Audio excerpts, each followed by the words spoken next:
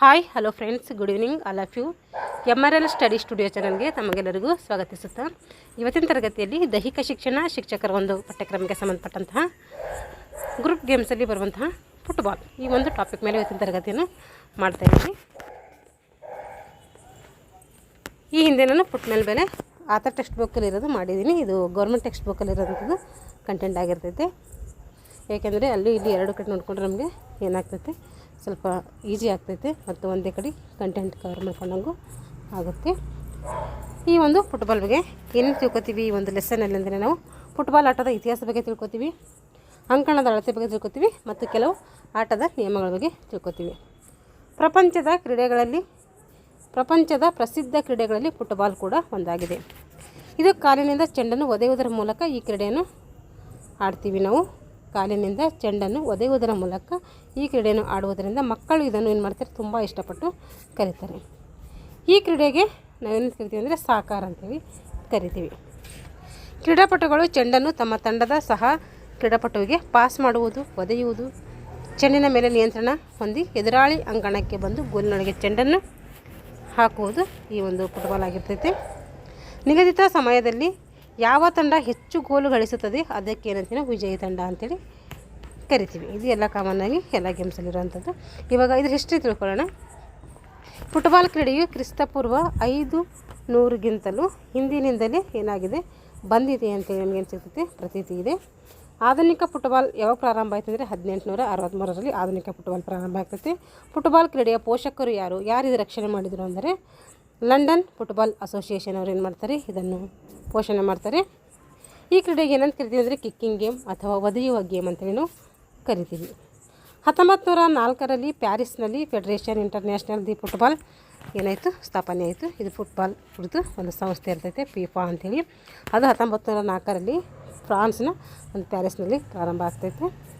ಅದರದ್ದು ವಿಸ್ತರಣೆ ಕೇಳಿದ್ರೆ federation international the football association ಅಂಥೇಳಿ. ಈ ಸಂಸ್ಥೆಯು ಮೊಟ್ಟ ಮೊದಲು ವಿಶ್ವಕಪ್ ಫುಟ್ಬಾಲ್ ಪಂದ್ಯಾಟವನ್ನು ಉರುಗ್ವೇದಲ್ಲಿ 1930ರಲ್ಲಿ ನಡೀತಲ್ಲ, ಉರುಗ್ವೇದಲ್ಲಿ ಆ ಒಂದು ಫುಟ್ಬಾಲ್ ಏನು ಮಾಡ್ತೈತೆ, ಈ ಒಂದು ಸಂಸ್ಥೆ ಸಂಘಟನೆ ಮಾಡ್ತೈತೆ. 1937ರಲ್ಲಿ ಸಿಮ್ಲಾದಲ್ಲಿ ಅಖಿಲ ಭಾರತೀಯ ಫುಟ್ಬಾಲ್ ಫೆಡರೇಷನ್ ಸ್ಥಾಪನೆ ಆಯಿತು. 1937ರಲ್ಲಿ ಅಖಿಲ ಭಾರತೀಯ ಫುಟ್ಬಾಲ್ ಫೆಡರೇಷನ್ ಏನಾಗ್ತೈತೆ, ಸಿಮ್ಲಾದಲ್ಲಿ ಪ್ರಾರಂಭ ಆಗ್ತೈತಿ. ಈಗ ಫಿಫಾ ಸಂಸ್ಥೆಯು ಪ್ರಪಂಚದ ಫುಟ್ಬಾಲ್ ಏನು ಮಾಡ್ತಾಯಿದೆ, ಕ್ರೀಡೆಗಳನ್ನು ಸಂಘಟನೆ ಮಾಡ್ತಾಯಿದೆ. ನೋಡಿರಿ, ಸ್ಥಾಪನೆ ಆಗಿದ್ದು 1904ರಲ್ಲಿ ಸ್ಥಾಪನೆ ಆಗ್ತೈತೆ ಈ ಒಂದು ಫುಟ್ಬಾಲ್ ಸಂಸ್ಥೆ. ಎಲ್ಲೆಂದರೆ ಫ್ರಾನ್ಸ್ನ ಒಂದು ಪ್ಯಾರಿಸ್ನಲ್ಲಿ ಸ್ಥಾಪನೆ ಆಗ್ತೈತೆ. ಈಗ 1937ರಲ್ಲಿ ಏನಂತಂದರೆ ಅಖಿಲ ಭಾರತೀಯ ಫುಟ್ಬಾಲ್ ಫೆಡರೇಷನ್ ಸ್ಥಾಪನೆ ಆಯಿತು. ಫಿಫಾ ಸ್ಥಾಪನೆ ಆಗಿದ್ದು 1904ರಲ್ಲಿ ಮತ್ತು ಅಖಿಲ ಭಾರತೀಯ ಫುಟ್ಬಾಲ್ ಫೆಡರೇಷನ್ ಸ್ಥಾಪನೆ ಆಗಿದ್ದು 1932. ಎರಡು ಸೇಮ್ ಅಲ್ಲ, ಬೇರೆ ಬೇರೆ ಇದ್ದಾವೆ, ಕನ್ಫ್ಯೂಸ್ ಮಾಡ್ಕೋಬಾರ್ದು. 1900ರಲ್ಲಿ ಏನಾಯಿತು, ಫುಟ್ಬಾಲ್ ಒಲಿಂಪಿಕ್ಸ್ಗೆ ಸೇರ್ಪಡೆ ಮಾಡ್ತಾರೆ. 1900ನೇ ಇಸ್ವಿಯಲ್ಲಿ ಫುಟ್ಬಾಲ್ ಏನು ಮಾಡ್ತಾರೆ, ಒಲಿಂಪಿಕ್ಗೆ ಸೇರ್ಪಡೆ ಆದಂಥ ಒಂದು ಕ್ರೀಡೆಯಾಗಿರ್ತೈತೆ. ಈಗ ಫುಟ್ಬಾಲ್ ಅಂಕಣದ ಅಳತೆ ಮತ್ತು ಅದರ ಅಳತೆಗಳು ನೋಡಿರಿ. ಫುಟ್ಬಾಲ್ ಅಂಕಣವು ಯಾವ ಆಕಾರದಾಗ ಇದೆ ಅಂತ ಹೇಳಿದ್ರೆ ಅದು ಆಯತಾಕಾರದಲ್ಲಿ ಕಂಡುಬರ್ತೈತಿ. ನಮಗೆ ಲಭ್ಯ ಇರುವ ಮೈದಾನದಲ್ಲಿ ಉದ್ದಾಗಲಕ್ಕೆ ಅನುಸಾರವಾಗಿ ಏನು ಮಾಡ್ತೀವಿ, ನಾವು ಫುಟ್ಬಾಲನ್ನು ಹಾಕ್ಕೊಳ್ತೀವಿ. ನೋಡಿರಿ, ಈ ಗ್ರೌಂಡ್ ಮೆಜರ್ಮೆಂಟ್ ಇದೆ. ಇದು ಒಟ್ಟಿಗೆ ತೋರ್ಸೋಕ್ಕಾಗಲ್ಲ ಈ ಒಂದು ಟೆಕ್ಸ್ಟ್ ಬುಕ್ಕಲ್ಲಿ. ನಿಮ್ಮ ಹತ್ರ ಟೆಕ್ಸ್ಟ್ ಬುಕ್ ಇದ್ದರೆ ನೋಡ್ಕೊಳ್ರಿ, ಇಲ್ಲಾಂದರೆ ನೀವೊಂದು ಗೂಗಲಲ್ಲಿ ಡೌನ್ಲೋಡ್ ಮಾಡ್ಕೊಳ್ಬೇಕಾದ್ರೆ ನೋಡ್ಕೊಳ್ರಿ. ಯಾಕಂದರೆ ಒಟ್ಟಿಗೆ ತೋರಿಸಿದ್ರೆ ನಿಮ್ಗೆ ಕಾಣಿಸೋದಿಲ್ಲ, ಹಾಗಾಗಿ ಬುಕ್ಸ್ ಇದ್ದರೆ ನೋಡ್ಕೊಳ್ರಿ. ಇಲ್ಲಿ ನೋಡಿರಿ, ಉದ್ದ ಎಷ್ಟಿರ್ತೈತೆ, 90ರಿಂದ 120 ಮೀಟರ್ ಉದ್ದ ಇರ್ತೈತೆ. ಅಗಲ 45ರಿಂದ 90 ಮೀಟರ್ ಅಗಲ ಇರ್ತೈತೆ. ಇದು ನೋಡೋದಕ್ಕೆ ಪೆನಲ್ಟಿ ಸ್ಪಾಟ್ ಅಂತೇಳಿ ಕರಿತೀವಿ. ಇಲ್ಲಿಂದ ಇಲ್ಲಿಗೆ ಎಷ್ಟು ಇರ್ತೈತೆ ಅಂತಂದರೆ 6 ಯಾರ್ಡ್ ಬಾಕ್ಸ್ ಇರ್ತೈತೆ. ಇದ್ರದ್ದು ಆಗಲ್ಲ. ಇದು ನೋಡಿರಿ, ಪೆನಲ್ಟಿ ಏರಿಯಾ. ಇದು ಪೆನಲ್ಟಿ ಏರಿಯಾ. ಇದು ಎಷ್ಟು ಇರ್ತೈತೆ ಅಂದರೆ 18 ಯಾರ್ಡ್ ಇರ್ತೈತೆ. ಪೆನಲ್ಟಿ ಏರಿಯಾ ಎಷ್ಟು ಇರ್ತೈತೆ, 18 ಯಾರ್ಡ್ ಇರ್ತೈತೆ. ಹಾಗೆ ಇದೇನಿದೆ, ಪೆನಲ್ಟಿ ಸ್ಪಾಟ್ ಎಷ್ಟಿದೆ ಅಂತ ಕೊಟ್ಟಿದ್ದಲ್ಲಿ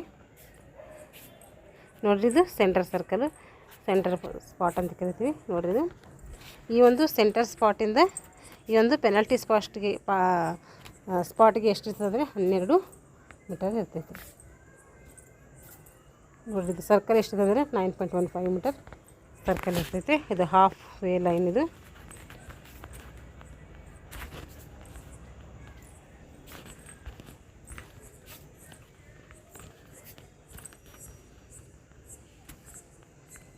ಇದು ಪ್ರತಿಯೊಂದು ಮೆಜರ್ಮೆಂಟ್ ಕೊಟ್ಟಿದ್ದಾರೆ. ಎಲ್ಲಿ ತೋರಿಸ್ತೀನಿ ಈಗ ಒಂದ್ಸರಿ ನೀಟಾಗಿ ನೋಡ್ಕೊಬೋದು. ಇವು 4 ಇದು ಇರ್ತವೆ. 4 ಮೂಲೆಯಲ್ಲಿ ಎಷ್ಟಿರ್ತವೆ ಅಂದರೆ 1 ಮೀಟ್ರ್ ಇರ್ತವೆ.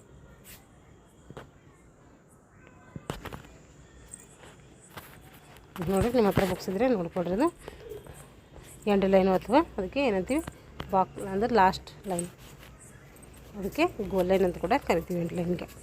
ಇಲ್ಲಿ ನೋಡಿರಿ, ಅಂಕಣದ ಉದ್ದ ಎಷ್ಟಿದೆ ಅಂದರೆ 90 ಮೀಟರ್ ಉದ್ದ ಇದೆ. 90ರಿಂದ 120 ಮೀಟರ್ ಉದ್ದ ಇರ್ತೈತೆ. ಅಗಲ ಬಂದುಬಿಟ್ಟು ಎಷ್ಟಿರ್ತಂದರೆ 45ರಿಂದ 90 ಮೀಟರ್ ಅಗಲ ಇರ್ತೈತಿ. ಇದೇನರ ಯಾರ್ಡಲ್ಲಿ ಹೇಳಿದ್ರೆ ಉದ್ದ ಯಾರ್ಡಲ್ಲಿ ಹೇಳಬೇಕಾದ್ರೆ 100 ಯಾರ್ಡ್, ಅದರಿಂದ 130 ಯಾರ್ಡ್ ಉದ್ದ ಇರ್ತೈತಿ. ಅಗಲ ಎಷ್ಟಿರ್ತಂದರೆ 50 ಯಾರ್ಡಿಂದ 100 ಯಾರ್ಡ್ ಇರ್ತೈತಿ. ಈ ಫುಟ್ಬಾಲ್ ಕ್ರೀಡೆಯಲ್ಲಿ ಬಳಸೋ ಉಪಕರಣಗಳೇನು? ಏನೇನು ಬಳಸ್ತೀವಿ ನಾವು ಉಪಕರಣಗಳಂದರೆ, ಇಲ್ಲಿ ಚೆಂಡು ಬಳಸ್ತೀವಿ, ಗೋಲ್ ಕಂಬಗಳು ಬಳಸ್ತೀವಿ, ವಿಜಿಲ್ ಬಳಸ್ತೀವಿ, ಧ್ವಜ ಬಳಸ್ತೀವಿ, ಜಾಳಿಗೆ ಬಳಸ್ತೀವಿ, ಸ್ಟಾಪ್ ವಾಚ್ ಬಳಸ್ತೀವಿ.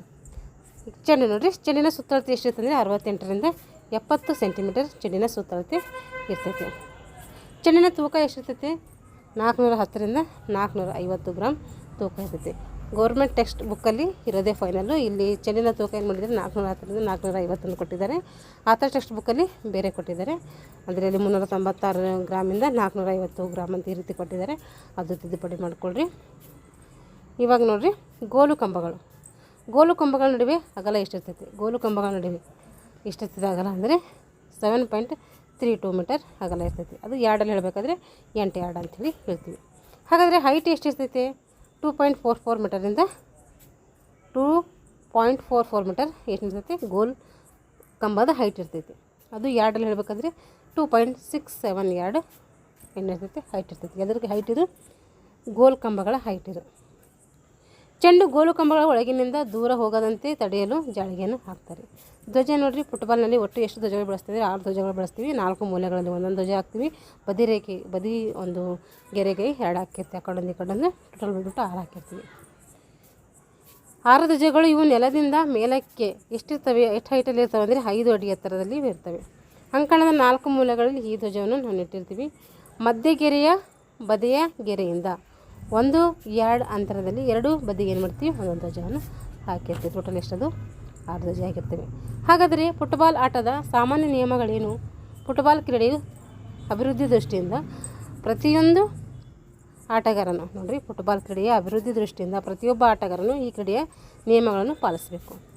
ಒಂದು ತಂಡದಲ್ಲಿ ಎಷ್ಟು ಜನ ಆಟಗಾರರು ಇರ್ತಾರೆ ಅಂದರೆ 16 ಜನ ಆಟಗಾರರು ಇರ್ತಾರೆ. ಅದರಲ್ಲಿ 11 ಜನ ಮಾತ್ರ ಆಡ್ತಾರೆ, 5 ಜನ ಬದಲಿ ಆಟಗಾರರು ಇರ್ತಾರೆ.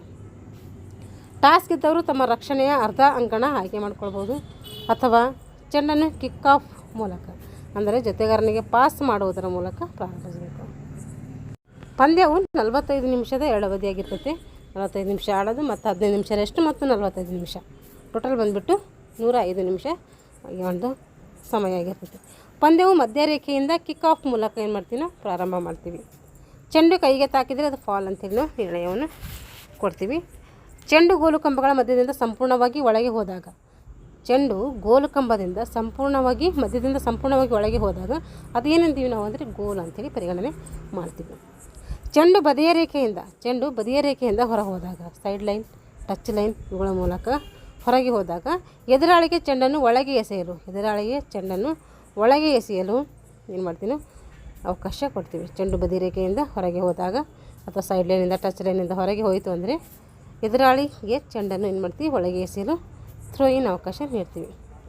ಚೆಂಡು ಗೋಲು ಲೈನ್ ಮುಖಾಂತರ ರಕ್ಷಣಾ ತಂಡದ ಆಟಗಾರನಿಗೆ ಬಡಿದು, ಚೆಂಡು ಗೋಲ್ ಲೈನ್ ಮುಖಾಂತರ ಏನು ಮಾಡ್ತೈತೆ? ರಕ್ಷಣಾ ತಂಡದ ಆಟಗಾರನಿಗೆ ಬಡಿದು ಹೋದರೆ ಎದುರಾಳಿ ತಂಡಕ್ಕೆ ಏನು ಮಾಡ್ತೀವಿ? ಕಾರ್ನರ್ ಕಿಕ್ ಕೊಡ್ತೀವಿ. ಗೋಲು ಕ್ಷೇತ್ರದಲ್ಲಿ ರಕ್ಷಣಾ ತಂಡದಿಂದ ಉದ್ದೇಶಪೂರ್ವಕವಾಗಿ ತಪ್ಪಾದರೆ ಏನಾದರೂ ತಪ್ಪಾದರೆ ಅದಕ್ಕಿಂತ ಪೆನಾಲ್ಟಿ ಕಿಕ್ ಅಂತೇಳಿ ಕೊಡ್ತೀವಿ. ಒಂದು ಪಂದ್ಯದಲ್ಲಿ ಎಷ್ಟು ಬದಲಾವಣೆ ಮಾಡ್ಕೋಬೋದ್ರೆ 3 ಜನ ನಾವು ಬದಲಾವಣೆ ಮಾಡ್ಕೋಬೋದು. ಪ್ರಥಮ ಸ್ಥಾನ ನಿರ್ಧರಿಸಲು ನಿಗದಿತ ಅವಧಿಯಲ್ಲಿ ಗೋಲುಗಳಾಗದಿದ್ದರೆ ಅಥವಾ ಗೋಲ್ ಸ್ಕೋರ್ ಸಮವಾಗಿದ್ದರೆ 15 ನಿಮಿಷಗಳ ಹೆಚ್ಚಿನ ಅವಧಿಯನ್ನು ನಾವು ಆಡಿಸ್ತೀವಿ. ಇದಕ್ಕೆ ಅಂತೀವಿ ಗೋಲ್ಡನ್ ಗೋಲ್ ಅಂತೇಳಿ ಕರಿತೀವಿ.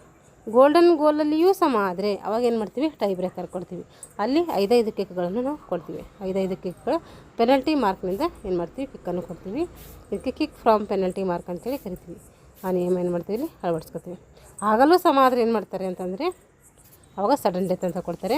ಒಂದು ಗೋಲುಗಳು ಕೊಡ್ತಾರೆ. ಅದಕ್ಕೆ ಏನಂತೀವಿ, ಸಡನ್ ಡೆತ್ ನಿಯಮ ಅಂತೇಳಿ ಕರಿತೀವಿ. ಈ ರೀತಿ ಏನು ಮಾಡ್ತಾರೆ, ಪಂದ್ಯವನ್ನು ಮುಕ್ತಾಯ ಮಾಡಿ ಈ ರೀತಿ ಮಾಡಿ ಏನು ಮಾಡ್ತಾರೆ, ವಿನ್ನರನ್ನು ಕನ್ಸಿಡರ್ ಮಾಡ್ತಾರೆ.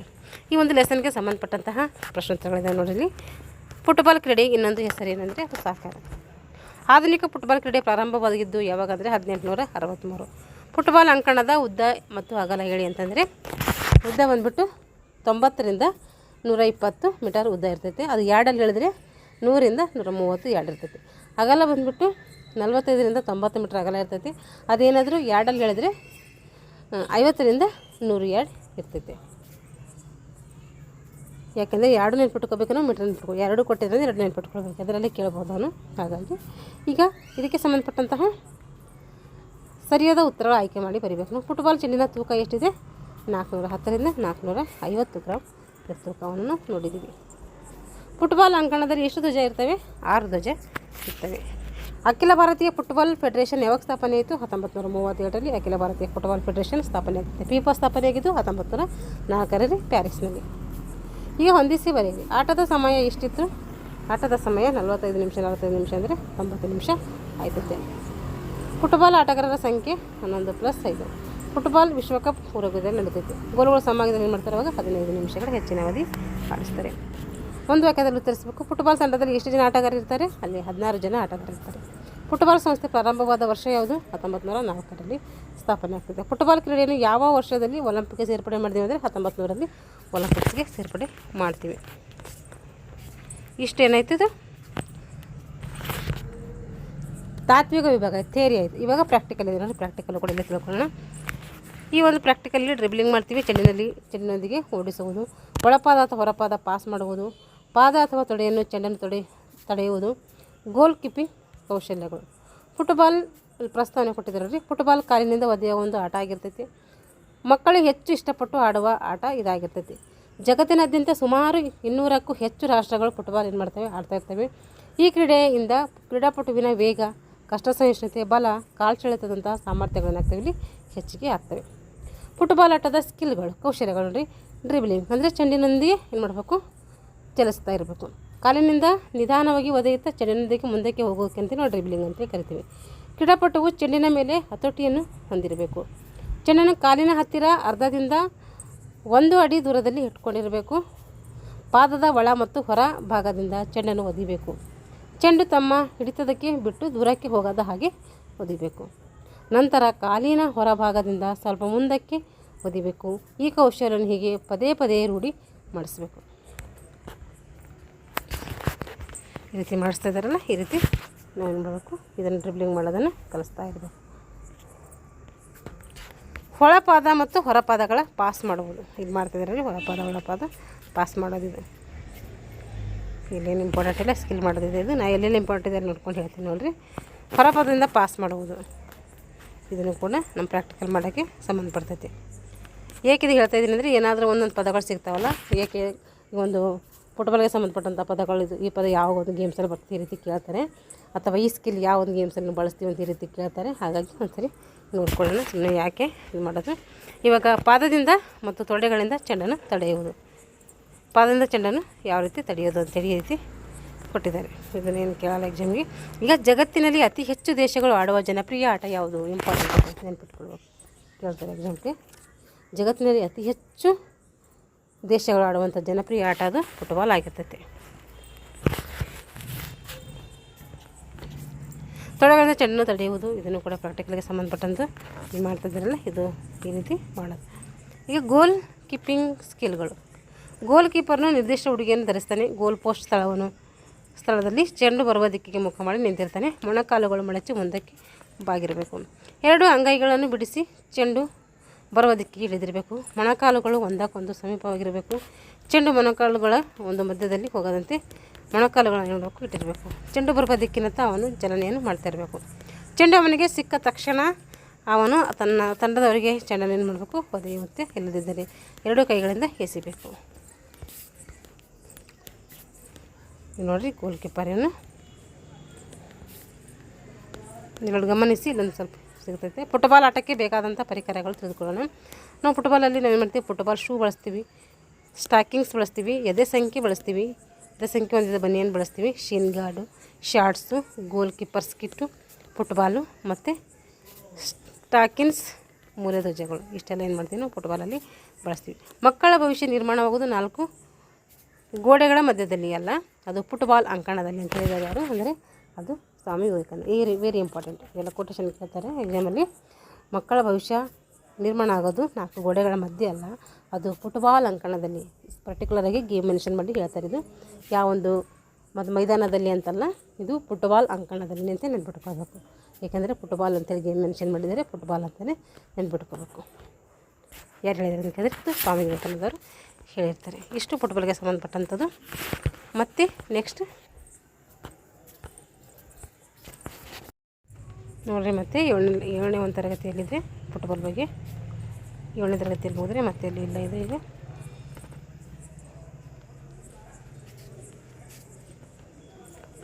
ನೋಡ್ರಿ 7ನೇ ತರಗತಿಯಲ್ಲಿ ಏನು ಕೊಟ್ಟಿದ್ದಾರೆ ಅಂದರೆ, ಇಲ್ಲಿ ಸಾಮರ್ಥ್ಯ ಮೂಡಿಸ್ಕೋಬೋದನ್ನು, ಕ್ರೀಡೆಯ ಹೆಚ್ಚಿನ ಮಾಹಿತಿ ನೀಡುವುದು ಮತ್ತು ಕ್ರೀಡೆಯಲ್ಲಿ ಆಸಕ್ತಿ ಮೂಡಿಸುವಂಥದ್ದು. ಪೀಠಿಕೆ ಕಾಲಿನಿಂದ ಚೆಂಡನ್ನು ಒದೆಯುತ್ತಾ ಆಡುವಂಥ ಒಂದು ಆಟವೇನಂತೀವಿ ಫುಟ್ಬಾಲ್ ಅಂತೇಳಿ ಕರಿತೀವಿ. ಜಗತ್ತಿನಲ್ಲಿ ಅತಿ ಹೆಚ್ಚು ಜನಪ್ರಿಯವಾದಂಥ ಆಟ ಈ ಒಂದು ಫುಟ್ಬಾಲ್ ಆಗಿದೆ. ಹಿಂದಿನ ತರಗತಿಯಲ್ಲಿ ನೋಡಿದ್ವಿ ಆಟದ ಇತಿಹಾಸ, ಅಂಕಣದ ಅಳತೆ, ನಿಯಮಾವಳಿಗಳು ಮತ್ತು ಕೌಶಲ್ಯಗಳು ಇವೆಲ್ಲ ತಿಳ್ಕೊಂಡಿವಿ. ಈಗ ತಿಳ್ಕೊಂಡಿವೆಲ್ಲ 6ನೇ ತರಗತಿಯಲ್ಲಿ.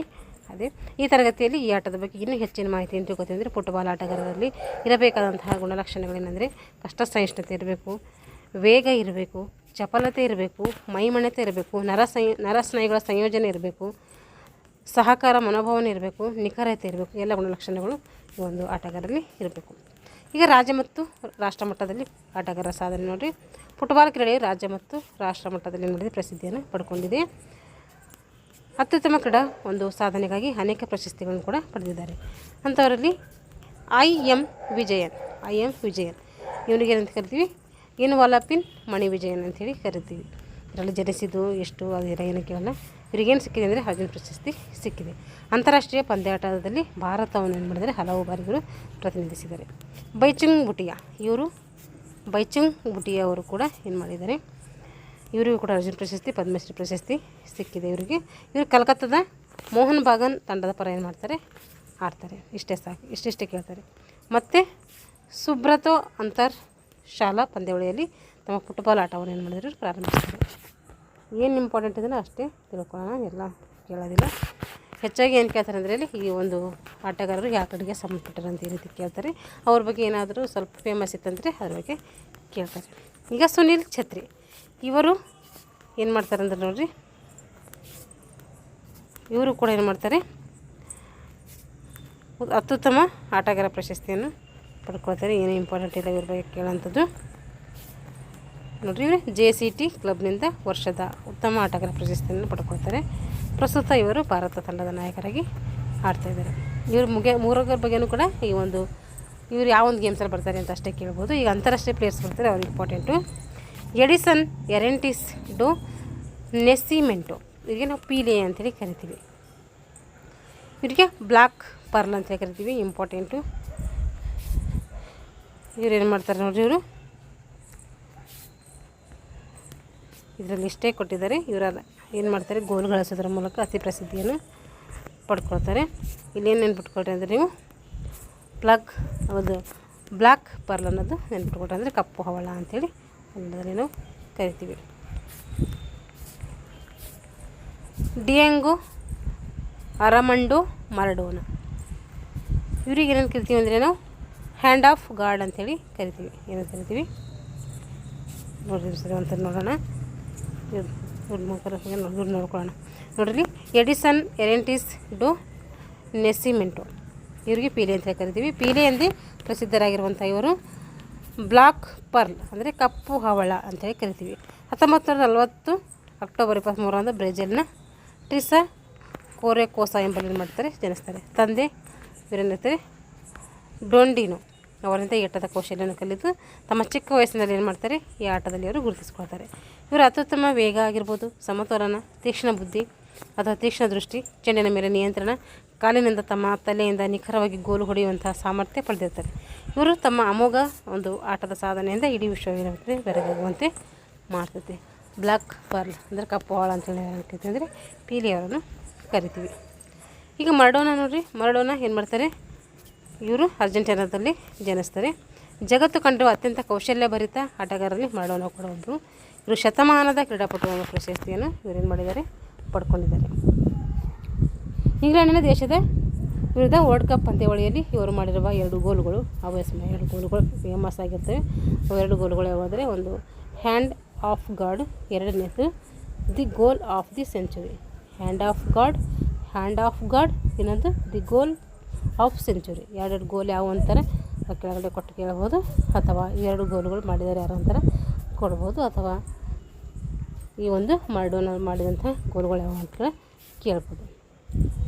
ಹೀಗಾಗಿ ಇವ್ರು ಏನು ಮಾಡ್ತೀವಿ, 2 ಗೋಲುಗಳಲ್ಲಿ ಆಸ್ಮರಣೆಯಾಗಿ ನೆನೆಸ್ಕೊಳ್ತೀವಿ. ರೊನಾಲ್ಡೋ, ಇವರು ನೋಡಿರಿ, ಇವರ ಪೂರ್ಣ ಹೆಸರು ರೊನಾಲ್ಡೋ ಲೂಯಿಸ್ ನಜರಿಯಾ ಡಿ ಲಿಮಾ. ಇವರು 1976ರಲ್ಲಿ ಸೆಪ್ಟೆಂಬರ್ 18ರಂದು ಜನಿಸ್ತಾರೆ. ಇವರು ಮೂಲತಃ ಬ್ರೆಜಿಲ್ನವರು. ಇವರು ದಿ ಪಿನಾಮಿನಸ್ ಅಂತೇಳಿ ಇವರನ್ನು ಕರೀತಾರೆ. ವಿಶ್ವದಲ್ಲಿ ಅತಿ ಹೆಚ್ಚು ಗೋಲುಗಳಿಸಿರುವ ದಾಖಲಿಸಿರುವಂತಹ ಖ್ಯಾತಿ ಇವರ ಹೆಸರಲ್ಲಿದೆ. ಫಿಫಾದವರು ನೀಡುವ ವರ್ಷದ ಫುಟ್ಬಾಲ್ ಆಟಗಾರ ಪ್ರಶಸ್ತಿಯನ್ನು 3 ಬಾರಿ ಏನು ಮಾಡಿದ್ದಾರೆ, ಇವರು ಪಡ್ಕೊಂಡಿದ್ದಾರೆ. ಈಗ ರಾಷ್ಟ್ರೀಯ ಮತ್ತು ಅಂತಾರಾಷ್ಟ್ರೀಯ ಪಂದ್ಯಾವಳಿಗಳು. FIFA federation of international football association, ಅಂತಾರಾಷ್ಟ್ರೀಯ ಫುಟ್ಬಾಲ್ ಫೆಡರೇಷನ್ ಪಂದ್ಯಾವಳಿ. ಇದು ಯಾವಾಗ ಪ್ರಾರಂಭ ಆಯಿತು ಅಂತಂದರೆ 1904ರಲ್ಲಿ ಫಿಫಾ ಏನಾಗ್ತದೆ ಪ್ರಾರಂಭ ಆಗ್ತದೆ. ಸಂತೋಷ್ ಟ್ರೋಫಿ ಎಲ್ಲಿ ನೋಡ್ತೀವಿ ಅಂದರೆ ನಮ್ಮ ರಾಷ್ಟ್ರೀಯ ಫುಟ್ಬಾಲ್ ಪಂದ್ಯಾವಳಿಗೆ ಸಂತೋಷ್ ಟ್ರೋಫಿಯನ್ನು ನೀಡ್ತೀವಿ. ಡ್ಯೂರೆಂಟ್ ಕಪ್, ಇದು ಭಾರತದ ಪ್ರಥಮ ಫುಟ್ಬಾಲ್ ಪಂದ್ಯಾವಳಿ ಆಗಿರ್ತೈತಿ. ಇದು 1988ರಲ್ಲಿ ಪ್ರಾರಂಭ ಆಗ್ತೈತೆ. ಡ್ಯೂರೆಂಟ್ ಕಪ್ ಯಾವಾಗ ಪ್ರಾರಂಭ ಆಗ್ತದೆ ಅಂದರೆ 1988ರಲ್ಲಿ. ಇದು ಅತ್ಯಂತ ಹಳೆಯ ಒಂದು ಕಪ್ ಅಂತೇನು ಕರಿತೀವಿ. ರಾಜೀವ್ ಗಾಂಧಿ ಗೋಲ್ಡ್ ಕಪ್ 21 ವರ್ಷದ ವಯೋಮಿತಿಯೊಳಗಿನ ಯುವಕರಿಗೆ ಏನು ಮಾಡ್ತೀವಿ ನಾವು, ರಾಜೀವ್ ಗಾಂಧಿ ಗೋಲ್ಡ್ ಕಪ್ಪನ್ನು ನೀಡ್ತೀವಿ. ಸುಬ್ರತೋ ಕಪ್ ಇದು ಅಂತರ್ ಶಾಲಾ ಫುಟ್ಬಾಲ್ ಪಂದ್ಯಾವಳಿ ಆಗಿದೆ. ಯಾವುದು ಸುಬ್ರತೋ ಕಪ್ ಏನಾಗಿದೆ, ಅಂತರ್ ಶಾಲಾ ಫುಟ್ಬಾಲ್ ಪಂದ್ಯಾವಳಿ ಅಂತೇನು ಕರಿತೀವಿ. ಬೇಗಂ ಹಜರತ್ ಮಹಲ್ ಕಪ್ ರಾಷ್ಟ್ರೀಯ ಮಹಿಳಾ ಫುಟ್ಬಾಲ್ ಪಂದ್ಯಾವಳಿ. ಬೇಗಂ ಹಜರತ್ ಮಹಲ್ ಇದು ರಾಷ್ಟ್ರೀಯ ಮಹಿಳಾ ಫುಟ್ಬಾಲ್ ಪಂದ್ಯಾವಳಿಯಾಗಿದೆ. ಬೇಗಂ ಹಜರತ್ ಮಹಲ್ ಅನ್ನೋದೇನಿದೆ, ಇದು ರಾಷ್ಟ್ರೀಯ ಮಹಿಳಾ ಫುಟ್ಬಾಲ್ ಪಂದ್ಯಾವಳಿ ಅಂತಲೂ ಕರಿತೀವಿ. ಇಲ್ಲಿ ನೆನ್ಪಿಡ್ಬೇಕು ನೋಡ್ರಿ, ಪ್ರತಿದಿನ ಆಟವನ್ನು ಆಡಿ ವ್ಯಾಯಾಮವನ್ನು ಮಾಡಿ ಯಾವಾಗಲೂ ಕ್ರೀಡಾ ಸ್ಫೂರ್ತಿಯಿಂದ ಆಟ ಆಡಿ. ಉತ್ತಮ ಆರೋಗ್ಯ, ದೈಹಿಕ ಸದೃಢತೆಗೆ ಆಟಗಳು ಮತ್ತು ದೈಹಿಕ ವ್ಯಾಯಾಮ ಅವಶ್ಯಕವಾಗಿ ಬೇಕು. ನೋಡಿರಿ ಪ್ರಶ್ನೆ ತಿಳಿದಿವೆ. ಫುಟ್ಬಾಲ್ ಆಟಗಾರರಿಗೆ ಇರಬೇಕಂತ ಲಕ್ಷಣಗಳು ಎಲ್ಲ ಏನಿದೆ, ಕಷ್ಟ ಸಹಿಷ್ಣುತೆ, ವೇಗ, ಚಪಲತೆ, ಎಜಿಲಿಟಿ, ಇವೆಲ್ಲ ಏನು ನೋಡಿದೆ ಅವೆಲ್ಲ ಬರೀಬೇಕಿಲ್ಲಿ. ಭಾರತ ಹೆಸರಾಂತ ಫುಟ್ಬಾಲ್ ಆಟಗಾರರನ್ನು ಹೆಸರಿಸಬೇಕಿಲ್ಲಿ. ಅವ್ರು 3 ಜನ ಇದ್ದಿರಲ್ಲ, ಅವ್ರು 3 ಜನದಲ್ಲಿ ಬರೀಬೇಕು. ಫುಟ್ಬಾಲ್ ಆಟದಲ್ಲಿ ಪ್ರಸಿದ್ಧಿ ಪಡೆದವರು ಕೂಡ ಇಲ್ಲಿ ಪಟ್ಟಿ ಮಾಡ್ಕೋಬೇಕು.